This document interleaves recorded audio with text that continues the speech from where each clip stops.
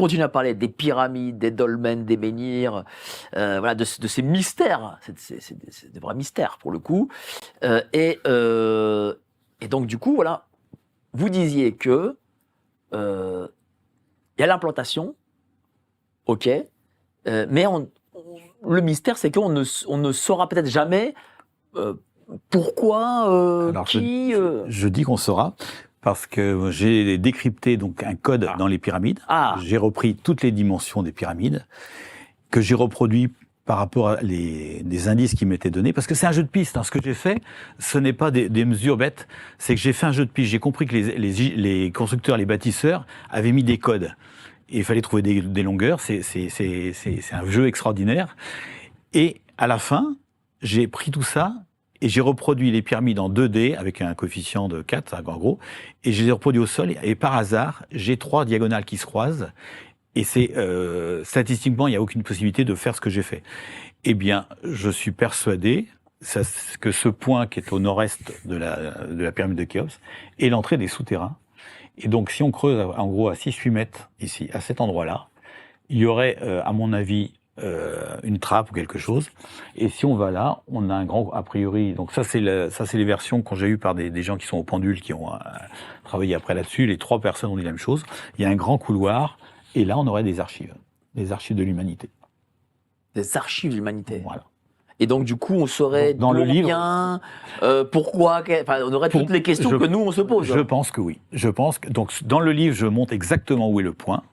Si un jour quelqu'un veut aller creuser, les archéologues, les égyptologues, on peut le creuser individuellement ou il faut des matériels? Non, on peut pas aller avec une brouette qu'on va acheter chez Leroy Merlin demain et non, il faut aller du matériel. Hein, voilà. Mais il faut des autorisations. Est-ce qu'on a aujourd'hui la technologie pour le faire? Ah non, mais il y a pas de souci. Il y a pas de souci. Et pourquoi on le fait pas? Parce que c'est moi qui envisage qu'à cet endroit-là, il y a le passage. Mais j'imagine que d'autres aussi ont dû envisager, parce qu'il y a beaucoup... Moi, je vois, par exemple... Non, mais envisager, c'est pas le problème. Oui, après, pour trouver le point précis... Mais, parce que moi, je vais vous dire.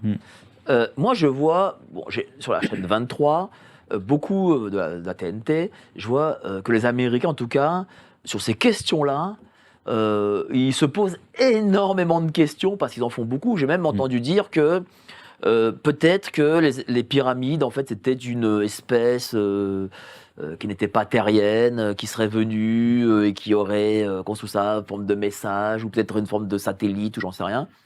En tout cas, eux se posent des questions dans des chaînes de masse, en prime time, etc. Alors que nous, évidemment, avec notre... côté cartésien, machin, on va dire, ah non, mais c'est pas possible, vous êtes des fous. C'est pas des cartésiens, moi. Je suis beaucoup plus cartésien que n'importe quel archéologue. Non, mais vous avez compris ce que je veux dire. Bon. Et donc, à chaque fois, soit on méprise, soit on en rigole, machin. Pourtant, les Américains, eux, n'en rigolent pas et trouvent ça sérieux. Est-ce que les Américains, peut-être, ont idée aussi de faire, de creuser un de ces 4 et de faire ce que vous préconisez? On prend par exemple Hancock, qui a soulevé des choses aussi extraordinaires aux États-Unis, qui est un Américain, sur son propre pays, il est à des endroits où il n'a pas le droit d'aller. Donc aux États-Unis, c'est pareil. Il a trouvé des choses, on lui a interdit d'aller parce qu'il a émis des hypothèses différentes de l'archéologie. C'est-à-dire qu'effectivement, les Américains ont des moyens pour aller ailleurs. Par exemple, à un moment, Thierry Jamin, justement, il avait dit Machu Picchu, il y a un endroit où il y a un tombeau derrière.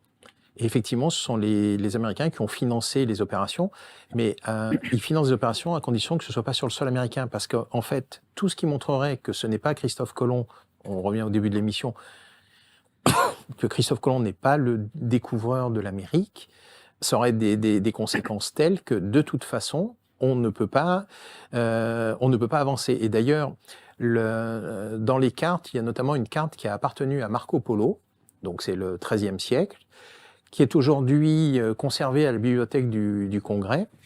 Et comme j'avais lu des textes très anciens, etc., je sais qu'avec cette carte, il y a des documents de l'époque, et notamment une lettre de sa fille, qui dit qu'il a embarqué sur le bateau d'un marchand, aujourd'hui qui serait d'un marchand arabe, enfin ce serait la Syrie, qu'ils ont traversé le Grand Golfe, donc en fait qu'ils ont traversé le Pacifique, et je reviendrai après là-dessus.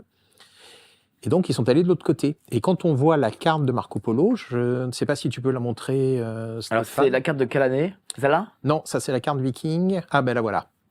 Alors, mais là, il faudra un peu l'agrandir. Et donc, par exemple, sur cette carte, alors là, on ne le voit pas parce que ça n'est pas assez grossi, mais il a dessiné, le cartographe a dessiné les îles Aléoutiennes. Les îles Aléoutiennes, c'est donc au sud de l'Alaska. C'est un chapelet d'îles en demi-cercle qui fait 1000 km. Ça ne s'invente pas. Ça ne s'invente pas. Et puis d'ailleurs, franchement, quand on dit, quand les égyptologues, les archéologues, etc. nous disent, oui, mais il faut traverser le Pacifique, c'est pas possible, c'est faux. Il y a qu'à regarder une carte.